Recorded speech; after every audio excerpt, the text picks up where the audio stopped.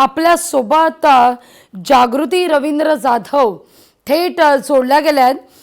त्या दुबईमध्ये अडकलेल्या आहेत. काय तिथं परिस्थिती आपण त्यांच्याकडून जाणून घेऊया. तुम्ही देखील त्यांच्याशी थेट संवाद साधू शकता. जागृती, नमस्कार. माझा आवाज पोहोचतोय तुमच्यापर्यंत? हा हा, आवाज येते. नमस्कार. अगदी. कालची रात्र कशी होती जागृती करता?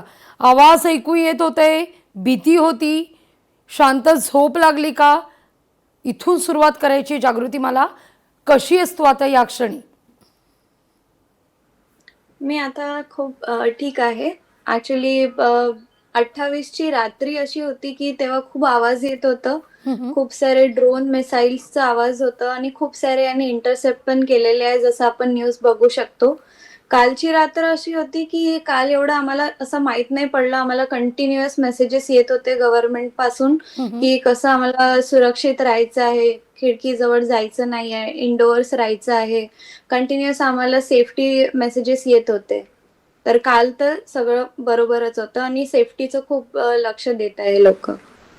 अच्छा, काही मिसाईलचे काही आवाज, काही जेट प्लेन्स, या सगळ्याविषयी काही भीती?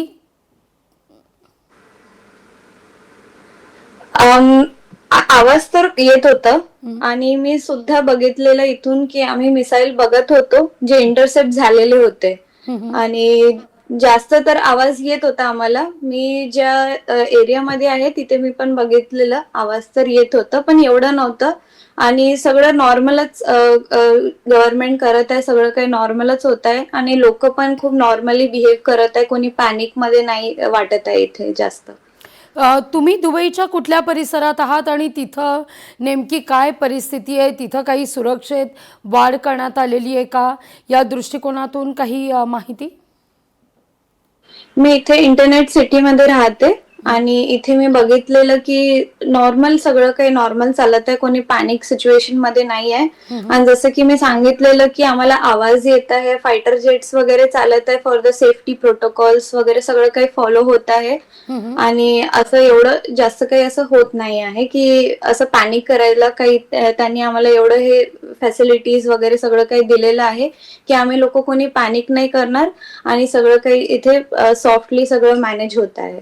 अगदी, म्हणजे जे दुबईत एरवी सगळे व्यवहार सुरू आहेत ते सगळे सुरू आहेत की खबरदारी म्हणून काही ठिकाणी जिथं परिस्थिती नियंत्रणात आहे तिथेच फक्त व्यवहार सुरू आहे? जे काही सेन्सिटिव्ह एरियाज आहेत ते काही बंद करण्यात आले आहेत का? काही तुमच्यापर्यंत अपडेट?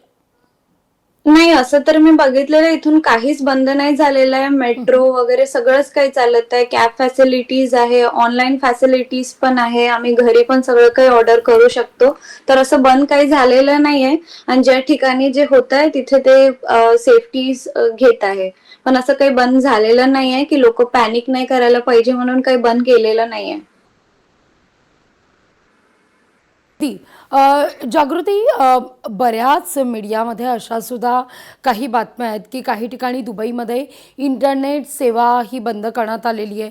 नुकतंच आता आपण मुंबई विमानतळावरून आपल्या प्रतिनिधीनं जेव्हा या सगळ्या परिस्थितीविषयी जाणून घेतलं तेव्हा अनेक फ्लाईट्स हे रद्द करण्यात आलेले आहेत, कॅन्सल आहेत. ते कधीपर्यंत सुरू होतील, ते कधी पुन्हा प्रीप्लॅन केले जातील, या सगळ्याविषयी संदिग्धता आहे. तुमच्यापर्यंत दुबईतल्या मीडियामधून काही माहिती मिळते का या सगळ्याविषयी?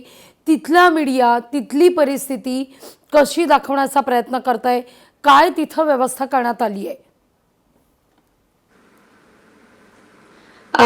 इंटरनेट्स वगैरे तर काही बंद केलेलं नाही आहे आणि आम्हाला कंटिन्युअसली मेसेजेस येत आहे गव्हर्नमेंट पासून की आम्ही पण कोणतीही निगेटिव्ह आम्ही काही अपलोड वगैरे करायचं नाही. आणि दुसरं यांच्या मीडिया पासून पण असं हे एवढं असं काही येत नाही आहे की आम्हाला पॅनिक करायचं वगैरे असं काही. बाकी आता फ्लाइट्स कधी ओपन होणार हे तर आपल्याला बघावंच लागेल, कारण की माझी फ्लाईट 28चीच होती. 28 रातची फ्लाईट होती माझी. मग ते कॅन्सल झालेली. आता मी अजून रिस्केड्यूल केलेली आहे फ्लाईट. लेट्स सी की आता अजून काय अपडेट्स येतात. आणि जसं आम्हाला माहित आहे दुबई गव्हर्नमेंट आम्हाला खूप सेफ्टी पहिले आमची प्रायोरिटी घेत आहे. तर जेव्हा सगळं काही नॉर्मल होणार तेव्हाच एअर स्पेस ओपन होईल. आणि मग बघूया की काय होतं याच्यावर. अगदी भारताकडून ना भारताच्या एम्बेसीमधून काही तुमच्याशी संपर्क साधण्यात आलेला आहे का? की कधीपर्यंत तुम्हाला भारतात आणलं जाईल या दृष्टिकोनातून काय प्रयत्न केले जातात याविषयी सतत काही अपडेट तुमच्यापर्यंत? नाही, असं तर काही आलेलं नाहीये. आणि असं आहे की नॉर्मली आम्हाला फक्त पॅनिक नाही करायचंय. अगदी. हेच एक मी असं बघितलेलं आहे आणि आता तर मी एकदम साधारण घरातच आहे. किती किती महाराष्ट्रातले तरुण तरुणी असतील तिथं तुमच्याशी कोणी संपर्क केलाय का तिथं, की आपण पुन्हा महाराष्ट्रात जाण्याच्या दृष्टीनं काही प्रयत्न केले जात आहेत का? एकत्रित यावं, बोलावं, संवाद साधावा यासाठी काही प्रयत्न? इथे मी शिकत आहे तर माझे जे कॉलेजचे माझे जे फ्रेंड्स वगैरे आहे, माझे ज्युनियर्स वगैरे आहेत, त्यांना पूर्ण हॉस्टेलमध्येच फॅसिलिटी देत आहे. आणि आता वापस जायचं तर त्यांना तर हे सांगत आहे की आपल्याला 1 हफ्ते तरी थांबावंच लागेल. मग बघूया की समोर आपल्यासाठी काय होणार आहे.